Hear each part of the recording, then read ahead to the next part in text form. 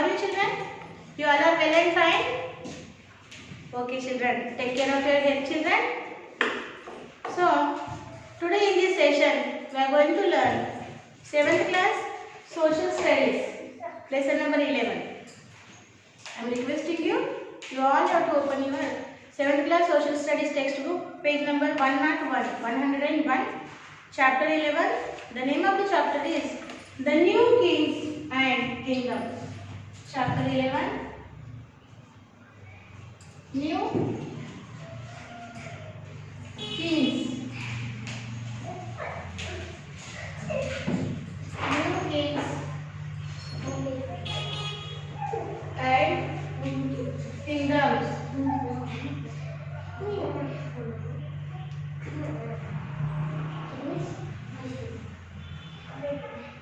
Kingdoms. New Kings and Kingdoms. This is the name of the chapter, children. So, as usual, I am calling your friend Afrin here. She will come and read textbook page number 101, part 1, The New Kings and Kingdoms. Okay? So, Afrin, come better here and start reading. Read louder, beta. Okay, na? Good morning friends, today we will read chapter 11, New Kings and Kingdoms.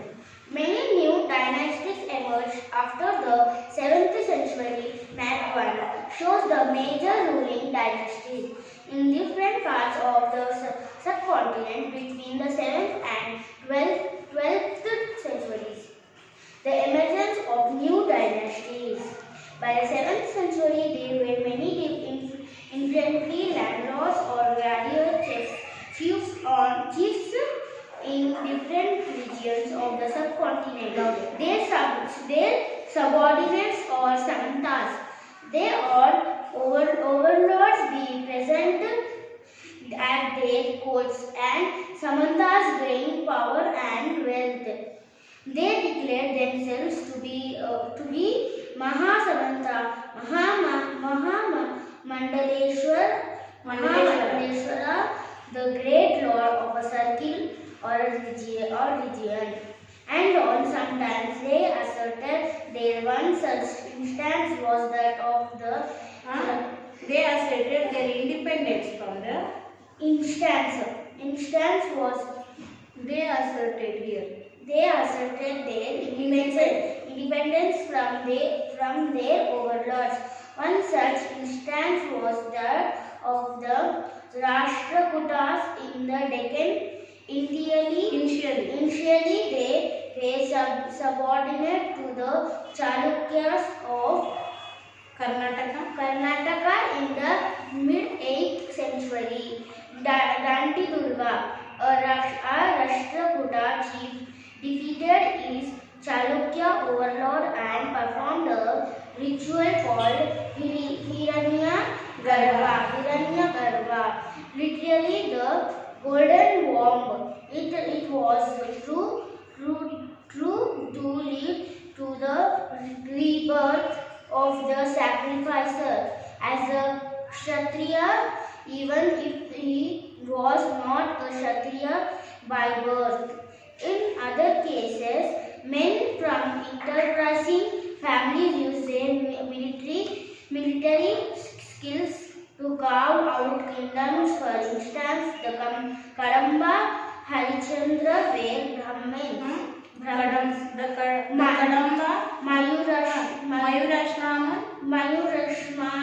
and the Mayur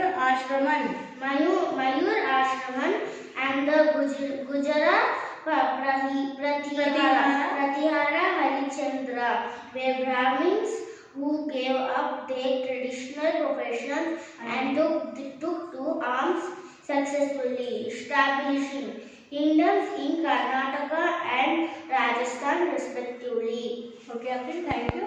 You have to sit here and practice the another part. Okay. So, children, you also develop your reading skills as how it is reading. Many new dynasties emerged after the 7th century. Map 1 shows the major ruling dynasties in different parts of the subcontinent between the 7th and 12th centuries. In the 7th century, many dynasties are emerged, came together and worked as a one dynasty. The emergence of new dynasties. What are the emergence of new dynasties? We'll see here. By the 7th century, there were many influential landlords or warrior chiefs in different regions of the subcontinent. Existing kings often acknowledged them as their subordinates or samantas. So in the 7th century, children, there were many landlords and warriors chiefs in different regions of the subcontinent.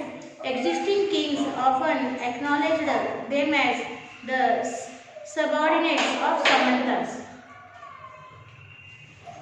They were expected to bring gifts for their kings or overlords, be present at their court and provide them with military support. As samantas gained power and wealth, so they were expected to bring gifts to their kings. Who, children? These subordinates. These subordinates, samantas, they were expected to bring gifts for their kings, or overlords. Be present at their court and provide them with military supports. So these samantas are provide them military support to the kings and their overlords. As samantas gained power and wealth, like this way, the samantas gained power and wealth. They declared themselves to be Mahasamantas. Afterwards, these samantas will be declared themselves Mahasamantas or Mandaleshwara. Mandaleshwara means what, children? The meaning, the great lord of circle or region. He is a great lord of that circle or of that region. These samantas are gain the power in the king's fort. They are giving the military support to the kings or overlords. So like this way they got the power and wealth in the empire, big emperor's court, and they called as a Mahasamantas or Mahamandaleshwara. Mahamandaleshwara in the sense, who is if a person is having Mahamandaleshwara name, he is a great lord of that circle. Suppose this is a region and here is having, I am a Mahamandaleshwara. So I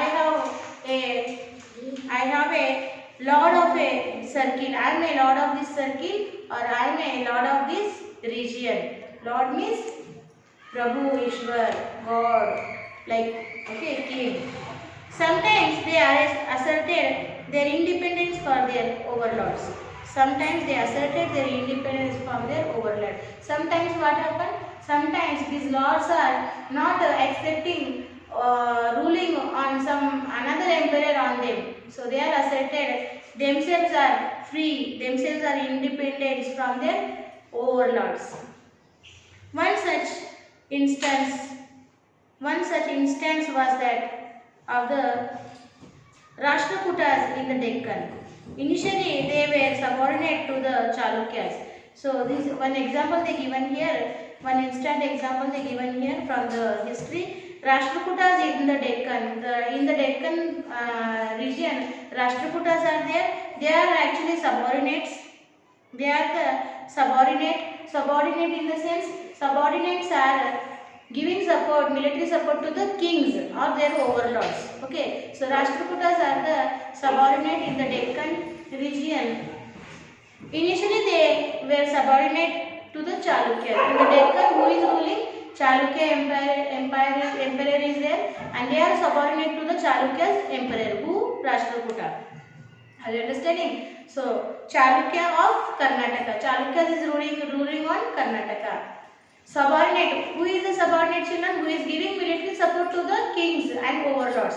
They are subordinates, and like this way they have got the power and wealth into the king's court. Sometimes these subordinates are called as after getting the power and wealth, they are calling as the Samatas, Mahasamatas, Mahamandaleshwaras. Okay. And sometimes what happens is these subordinates now called as a Mahamandaleshwar, means he is a lord of that circle, lord of that region. So they got proud, and what they are thinking, they are not accepting now control on the overlords, the kings. Actually they are subordinates. They have to follow the emperor, but sometimes they got the ego, proud, and they are not accepting the overlords control. Okay, they are feeling they are independent from the overlords. So like this way some conflicts also raised up. So one of the examples they given here, Rashtrakutas, those are in the Deccan region.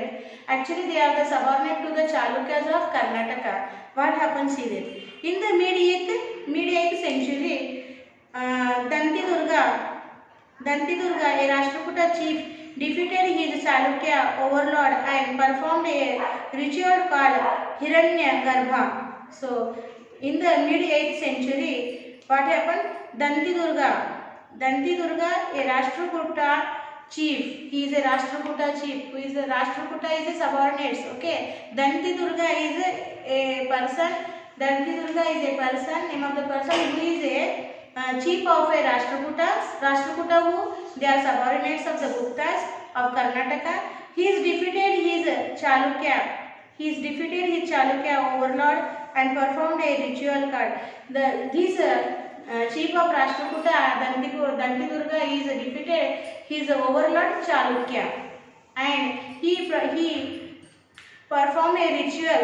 He performed a ritual called Hiranyagarbha. He performed a ritual called, what is the name of the ritual? Hiranyagarbha. What is the meaning of Hiranyagarbha, children? Literally, the golden womb. Literally, the golden womb. Womb means mother's stomach. The baby will be in the womb. Garbha, you will say that. Okay. So, the meaning of Hiranyagarbha is literally golden womb. It was thought to lead to the rebirth of the sacrificer as a Kshatriya. So it was the thought to lead the rebirth of the sacrificer as a Kshatriya, even if he was not a Kshatriya by birth. Okay, so what is the thought they led, children? They led the thought rebirth of the sacrificer. Rebirth of the sacrificer as a Kshatriya, or if he was not a Kshatriya by birth also. In another cases, men from enterprising families used their military skills to carve out kingdoms. For instance, the Kadamba, Maurya Ashraman and the Gujarat Pratihara Harishchandra were Brahmins who gave up their traditional professions and took to arms, successfully establishing kingdoms in Karnataka and Rajasthan respectively. So children, these are the Kadamba, Maurya Ashraman and Mayura Ashraman and the Gujarat Pratihara Harishchandra. These were Brahmins, children. These were Brahmins, and these Brahmins gave up their traditionals. They gave up their traditional professional. What is the Brahmins' traditional professional? They have to taught Vedas, Puranas, Upanishads. But these Brahmins gave up their traditional profession and they took to arm. What they took to arm successfully. They establishing their own kingdoms in Karnataka. They establishing their own kingdom in Karnataka and Rajasthan respectively. Okay, na? So like this Brahmins also, see children, the subordinates also defeated their overlords and they ruled their kingdom. They established their kingdom, own kingdom. Okay, the example given Rashtrakutas. Okay, Danti Durga's example given. Danti Durga defeated his Rashtrakuta chief and he is defeated his overlord Chalukya and he performed his ritual golden womb, Hiranyagarbha, golden womb. Okay, like that. Another example they given here. The Brahmins, the name of the Brahmins they given here. Mayurashraman, okay, Kadamba, Mayurashraman, Gujarat, Pratihara, Harishchandra. These were the Brahmins. They also gave up their traditional professional. They also give up their traditional professional and they also established their own kingdoms in the Karnataka and Rajasthan. Like this way, the new emperors are coming forward. Now, Prashastis and land grants we'll see here, children. The innovation part of an inscription is Prashasti. Prashastis contain details about the ruling family such as their predecessors and the period to which they belong. They also contain encomiums of rulers and their achievements, but they tell us about how rulers wanted to depict themselves. For example, valiant, victorious warriors. These were composed by learned Brahmins who occasionally helped in the administration. So these the Prashastis and the land. The Prashastis. What is Prashastis? They given here. The invocation part and inscription is Prashasti. Okay. So the rulers, how they rule that kingdom, their family members, royal family members, okay, their family members, okay, and how they ruled their kingdom, everything is given in this Prashastis. And like that way, some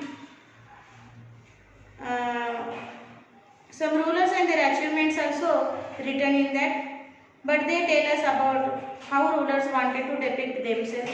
For example, valiant, okay, victorious warriors,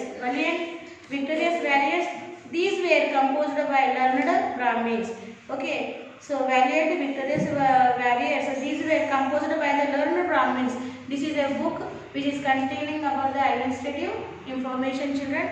Valiant, victorious warriors. Okay, and this book is composed by the learned Brahmins who occasionally helped in the administration. So, who occasionally helped into the administration. Now again I am calling here Afrin. She will come and read for you textbook page number 103.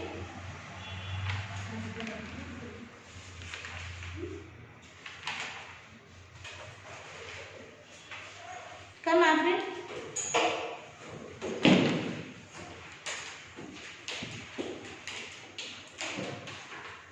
You have to read from here, page number 103.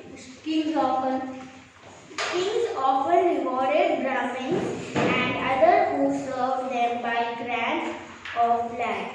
These were recorded on copper plates, which were given to those who received the land.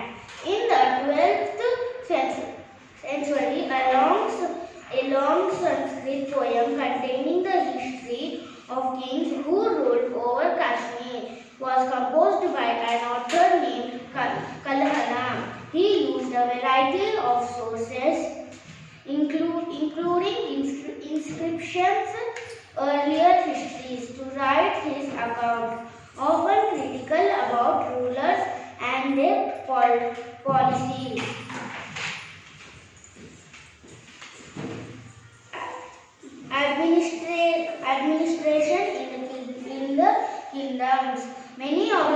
Administration in the kingdoms.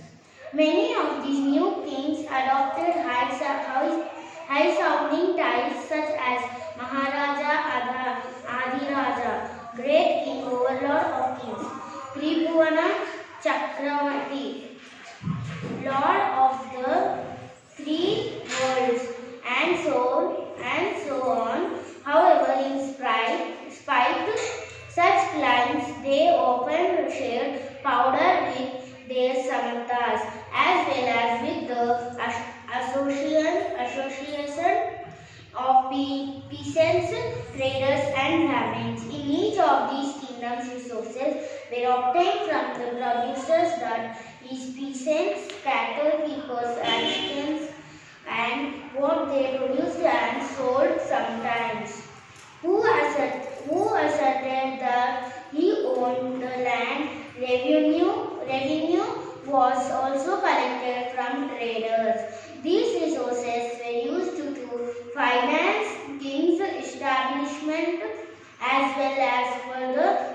construction temples and forts.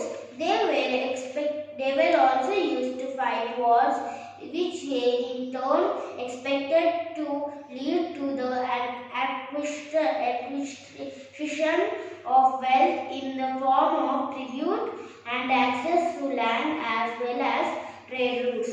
The functionaries for collecting revenue were generally recruited from hereditary. This was true about the army as well. In many cases, close relatives of the king held these positions. Warfare for wealth. You may have noticed that each of these ruling dynasties was based in a specific region.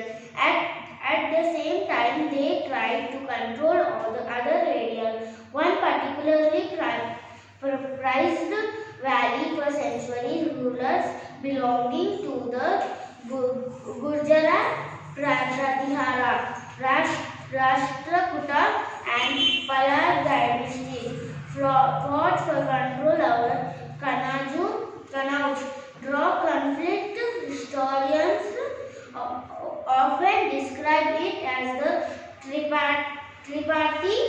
tripartite struggle. Muhammad Ghazni. Muhammad Ghazni, one of the rulers, Sultan Muhammad of Ghazni, Afghanistan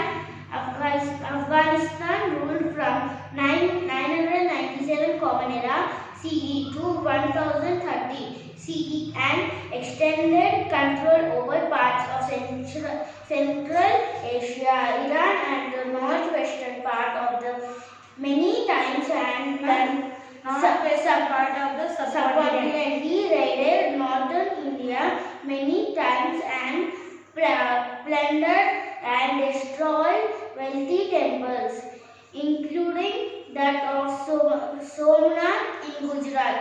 Much of the wealth that Muhammad looted was used to build the capital city of Ghazni. Sultan Muhammad was also interested in finding out more about the people he conquered and entrusted a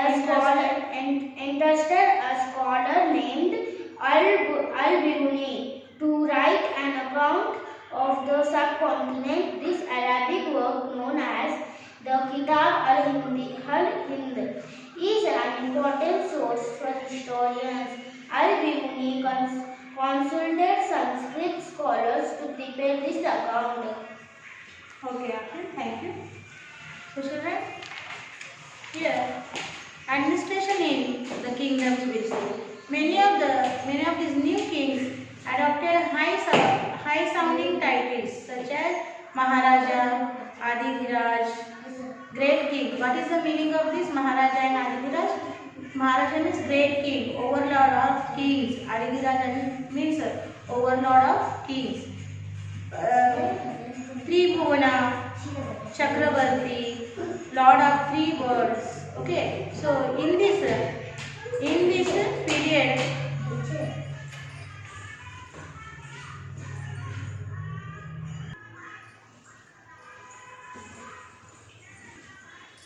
so many of the things adopted sounding titles like Maharaja, Adhiraja, Tribhuvana and Chakravarti. So meaning is Maharaja means great king.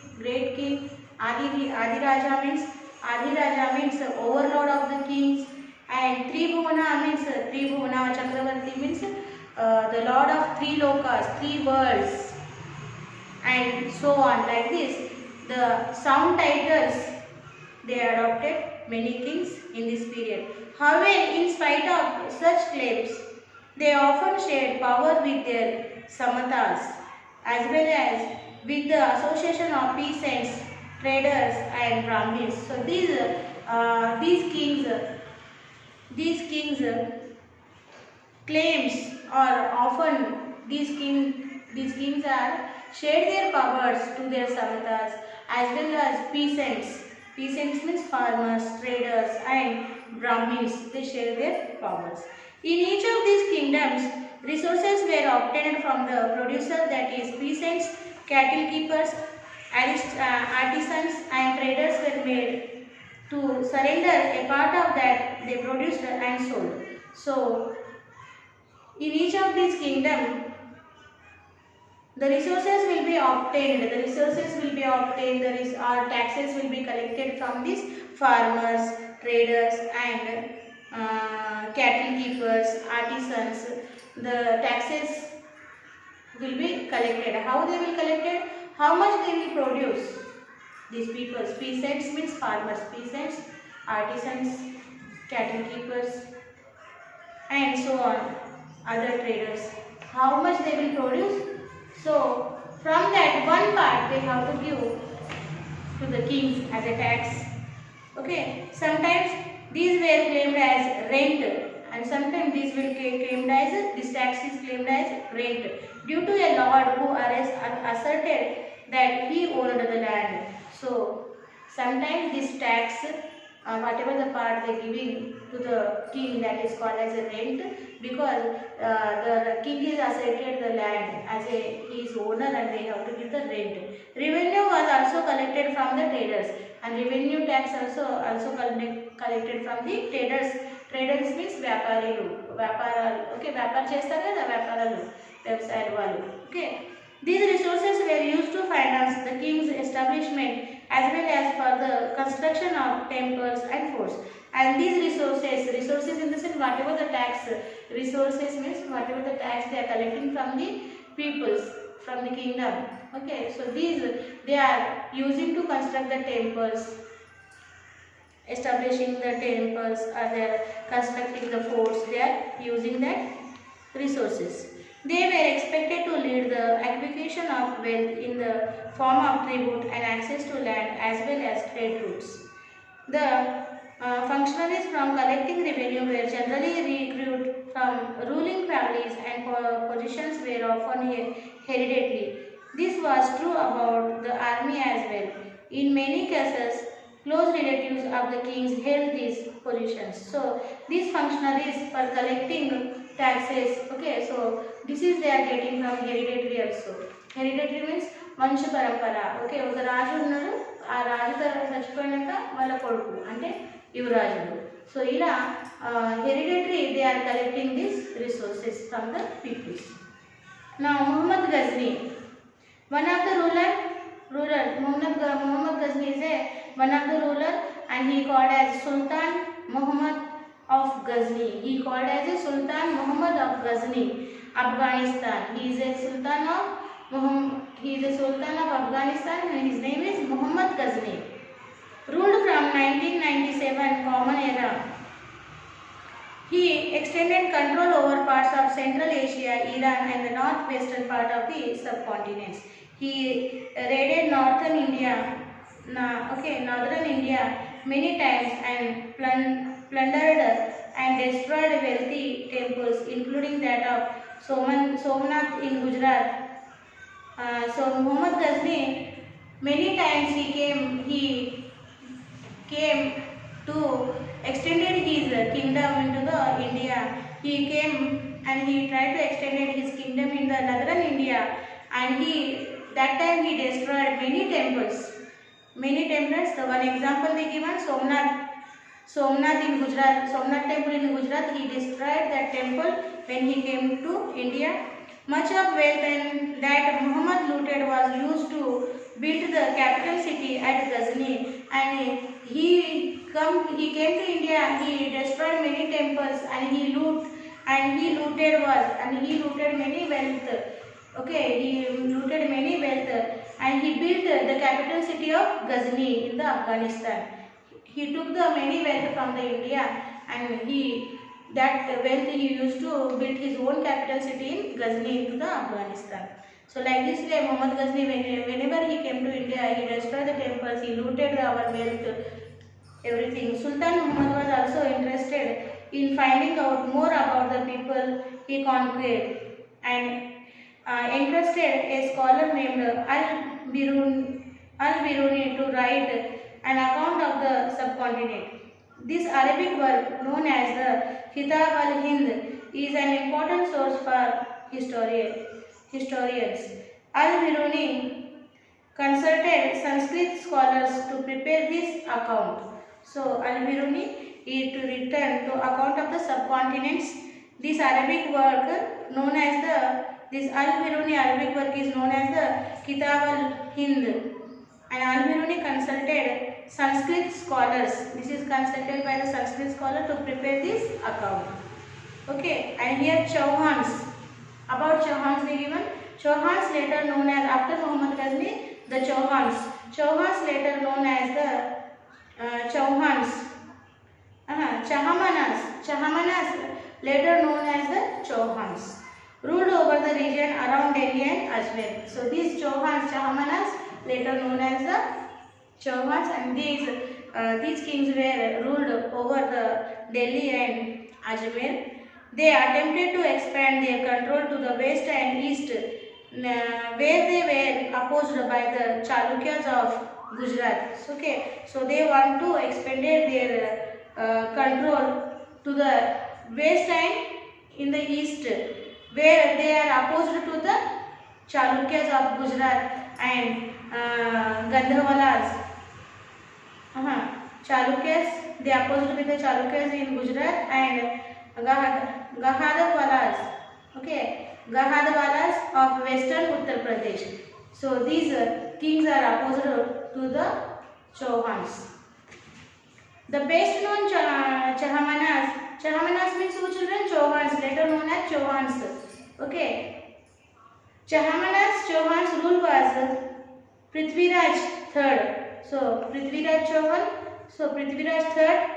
Okay, from this kingdom, Prithviraj III, he ruled in 1168 CE. Okay, and in 1168 to 1192. This period, the Prithviraj Chauhan from the Chauhan's kingdom, he ruled. Okay, Prithviraj III, he ruled, who defeated an Afghan ruler named Sultan Muhammad Ghori in 1191, but lost to him the very next year in 1192. So who is defeated? This Prithviraj III is defeated with the Afghan ruler named Sultan Muhammad Ghori. Sultan Muhammad Ghori, he defeated. Sultan Muhammad Ghori defeated to Prithviraj III, and afterwards he lost very next year, So this was the new king, children. So we learn here. I am requesting you go through the lesson reading, try to understand the subject given in the lesson, okay, and try to complete the given work in a time, homework, and send to the school mail ID, children. So now write your Sakshi today like this. Sakshi, subject, social, class, 7th class, and HW. Learn and write question answers from lesson 11, textbook, page number, textbook page number you have to write, children. 101, 102, 104.